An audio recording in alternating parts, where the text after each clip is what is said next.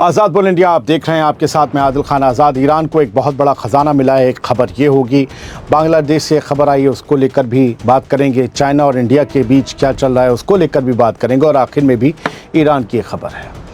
पहले ईरान को जो ख़जाना मिला है उसका जिक्र कर लेते हैं, बहुत बड़ा है, कीमत भी बताऊँगा आखिर में। ईरान को 7.5 ट्रिलियन का ख़जाना मिल गया है, और ये ख़जाना अब ईरान को माला माल कर देगा। ईरान की ज़मीन ख़जाने उगल रही है, और ईरान को पाबंदियों से परेशान करने वाला अमेरिका हैरान है कि आखिर कुदरत क्यों ईरान पर इतनी मेहरबान है। आइए 23 अगस्त की देर शाम आई इस बड़ी खबर को सुन लेते हैं कि ईरान कैसे माला माल होने जा रहा है। दोस्तों, ईरान के ऑयल मिनिस्टर मोहसिन पाकनेजाद ने मुल्क में बहुत बड़े हाइड्रोकार्बन यानी गैस और तेल के ज़ख़ीरों के मिलने का ऐलान किया है। पाकनेजाद ने इसे ईरान के मुस्तकबिल के एनर्जी ज़रूरतों के लिए एक बेहद मजबूत और बड़ा सहारा बताया है। ईरान के ऑयल मिनिस्टर के मुताबिक जनूबी फ़ार्स इलाके में 7.5 ट्रिलियन क्यूबिक फीट से ज़्यादा गैस के नए ज़ख़ीरे की तलाश हुई है, डिस्कवरी हुई है। इसमें तकरीबन 5.7 ट्रिलियन क्यूबिक फीट गैस ऐसी है जिसे फ़ौरन ज़मीन से निकाला जा सकता है। अमरीकी पाबंदियों और दबाव के असर पर बात करते हुए पाकनेजाद ने अमेरिका की किसी भी इल्लीगल नाकेबंदी के खौफ को साफ खारिज कर दिया। उन्होंने कहा कि वो पूरी कौम के साथ ये अच्छी खबर शेयर कर रहे हैं कि हमारे अफसरों और कामगारों की दिन रात की मेहनत रंग लाई है। बहुत बड़ा ख़जाना मिला है, ये भी जाएगा, दुनिया में बिकेगा। और क्या आएगा माल? वही जो अमेरिका को परेशान करता है। मिसाइलें बनेगी, हथियार बनेंगे, झड़ी लग जाएगी हथियारों की। दोस्तों, ये नया ख़जाना ईरान की एनर्जी सिक्योरिटी के लिए एक बेहद मजबूत बुनियाद साबित होगा। ये ऐलान ऐसे वक्त हुआ है जब अमेरिका ने ईरान के ऑयल सेक्टर और इंटरनेशनल मार्केट तक उसकी पहुंच रोकने के लिए हर मुमकिन पाबंदी लगा रखी है। लेकिन परिंदों को उड़ने से कौन रोक सकता है? मगरमच्छ के बच्चों को तैरना कौन सिखा सकता है? इस भारी इकनॉमिक दबाव के बावजूद ईरान ने अपने घरेलू एनर्जी रिसोर्सेज को डेवलप करके अमेरिका को सीधा जवाब दे दिया है। दोस्तों, आप लोग पूछते कितना बड़ा ख़जाना है, तो मैंने पता करने की, सर्च करने की कोशिश की, और जो रिसर्च की इस ख़जाने की वैल्यू जानने के लिए, तो मैंने जो जवाब पाया उसे पढ़कर मैं चौंक गया। अगर इंटरनेशनल मार्केट रेट के हिसाब से देखा जाए तो आज की तारीख में इस 5.7 ट्रिलियन क्यूबिक फीट गैस की वैल्यू तकरीबन 20 से 25 बिलियन डॉलर यानी 2000 से 2500 करोड़ डॉलर बैठती है। भारतीय करेंसी में अगर इसका हिसाब लगाया जाए तो ये तकरीबन 2 लाख करोड़ से 2.5 लाख करोड़ तक भारी भरकम ख़जाना बढ़ सकती है। आसान लफ्ज़ों में कहें तो ये ज़ख़ीरा इतना बड़ा है कि ईरान कई सालों तक अपने पूरे मुल्क की बिजली और घरेलू गैस की ज़रूरतें पूरी करने के बाद भी अरबों रुपए का गैस एक्सपोर्ट कर सकता है। तो फिर ईरान का ये बड़ा ख़जाना जाहिर सी बात बहुत बड़ा है, इसलिए ख़बर सबसे पहले आपको दी। बढ़ते हैं आगे।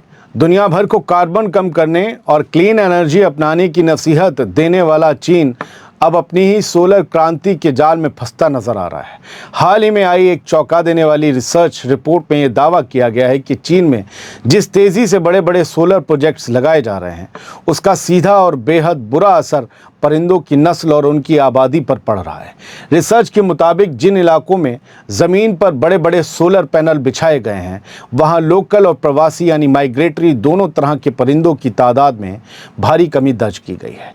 ये खबर परिंदों की नहीं है, ये आपकी ज़िंदगी से जुड़ी है, क्योंकि जो असर पहले परिंदों पर पड़ता है वो आप पर भी पड़ रहा होता है, जो साफ साफ कुछ वक्त बाद दिखाई देता है।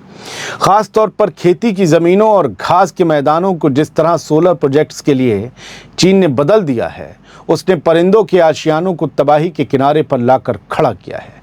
इस रिपोर्ट में 2014 से 2023 के बीच चीन के 2344 इलाकों के डेटा की गहराई से जांच की गई।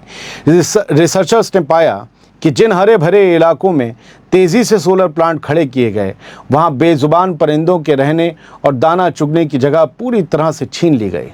आपको बता दें कि चाइना ने साल 2060 तक कार्बन न्यूट्रल बनने का बड़ा मकसद रखा है, बड़ा टारगेट रखा है, और इस मुहिम में सोलर एनर्जी उसका सबसे बड़ा हथियार है। दोस्तों, साल 2024 तक चीन में सोलर प्रोजेक्ट्स का फैलाव 4520 स्क्वायर किलोमीटर तक पहुँच चुका था, जो कि अमेरिका के पूरे रोड आइलैंड स्टेट के बराबर है।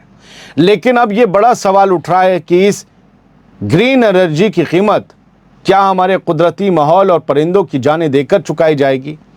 फ्रांस 24 की रिपोर्ट के मुताबिक Nanjing university of information science and technology के रिसर्चर हुईमिंग झांग और उनकी टीम ने साफ किया है कि वो सोलर एनर्जी के खिलाफ नहीं है। मसला ये है कि सरकारी प्लान्स के तहत अंधी दौड़ में जरखेज़ और जंगलाती ज़मीनों को बदलकर सोलर हब बनाया जा रहा है। बनावटी हरियाली कभी भी कुदरती आशियाने की जगह नहीं ले सकती। साइंसदानों ने साफ मशवरा दिया है कि अगर चाइना और दुनिया को इस बड़े संकट से, इस बड़े क्राइसिस से बचना है तो उन्हें बड़े सोलर प्लांट सिर्फ बंजर इलाकों या पहाड़ियों पर लगाने होंगे जहां परिंदों का आशियाना ना उजड़े। वरना जिस साफ हवा और हरे भरे मुस्तकबिल का ख्वाब दिखाया जा रहा है, उस आसमान में चहकने वाले परिंदे हमेशा हमेशा के लिए खामोश हो जाएंगे। परिंदों से हमारी ज़िंदगी जुड़ी है, हमारी ज़िंदगी परिंदों से जुड़ी है। वो ख़त्म होंगे, उन पर असर पड़ेगा तो एक दिन हम पर बहुत बुरा असर पड़ेगा। अपने आसपास सोलर पैनल्स देखें तो पूछें ज़रूर कि रेगिस्तान में लगाए हैं या जंगल काट दिए हैं। क्या बांग्लादेश में नई हुकूमत बनने के बाद भी वहाँ के अल्पसंख्यक हिंदुओं की ज़िंदगी खौफ के साए में कट रही है?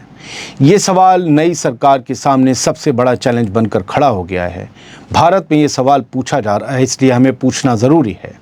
तारिक रहमान की नई हुकूमत के तमाम दावों के बावजूद बांग्लादेश से एक बार फिर दिल दहला देने वाली वारदात सामने आई है, जिसने पूरे साउथ एशिया में सनसनी फैलाती है। बांग्लादेश के रंगपुर के दासपुरा इलाके में जब एक बंद मकान का ताला तोड़ा गया तो अंदर का मंजर देखकर वहां के पुलिस के भी होश उड़ गए।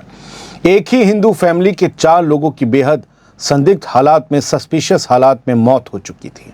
छत पर बाप पड़ा था, सीढ़ियों पर माँ बेटी और बेड के नीचे 12 साल के मासूम बेटे की लाश मिली। आखिर रंगपुर के इस बंद मकान में उस रात ऐसा क्या हुआ था? क्या ये कोई साजिश है या फिर टारगेट किलिंग है?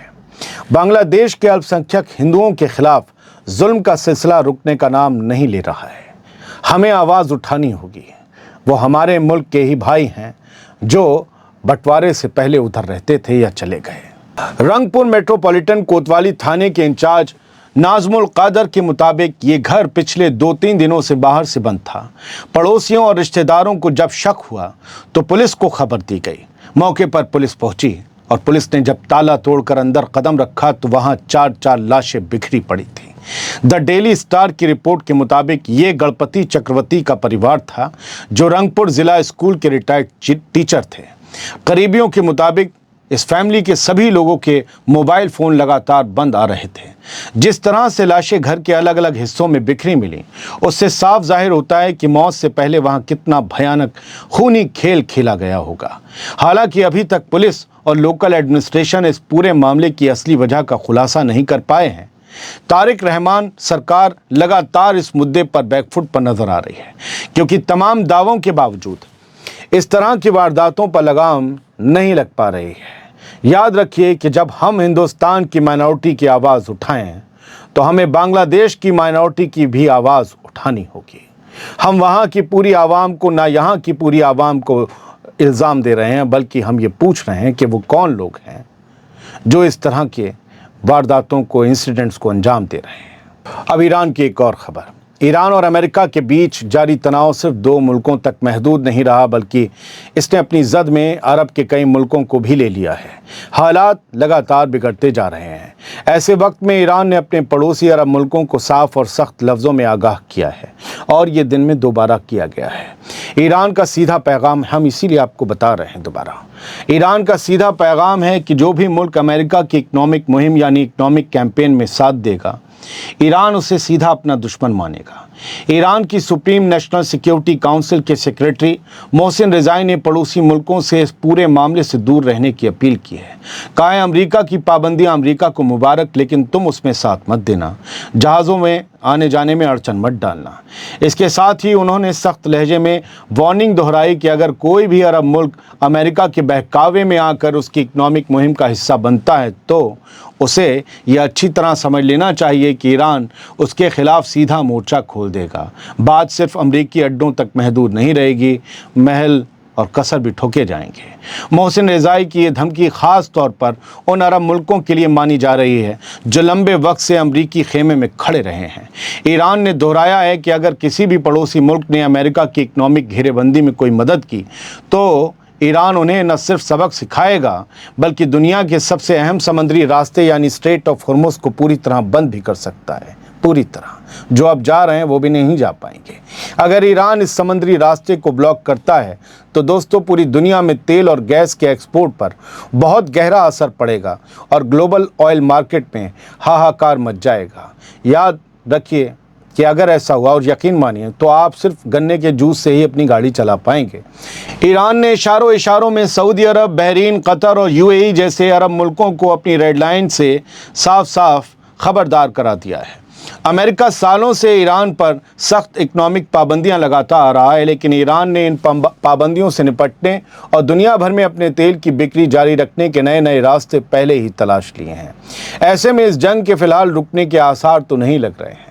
ईरान का ये मैसेज भले ही अरब मुल्कों के लिए हो, लेकिन इसका असर पूरी दुनिया पर पड़ेगा। आपकी मेरी जेब पर भी पड़ेगा, गाड़ी की टंकी पर तो पड़ ही रहा है। बहुत बहुत शुक्रिया। सलामत रहिए, खुश रहिए। ख़बरों का ये वाला प्रोग्राम, ये छोटा हिस्सा पसंद आया हो तो आगे फॉरवर्ड कीजिए और आज़ाद बोल इंडिया को ना किया हो सब्सक्राइब तो कर लीजिए ताकि सबसे पहले आपको नोटिफिकेशन मिल जाए। बेल दबा दीजिएगा। Thank you.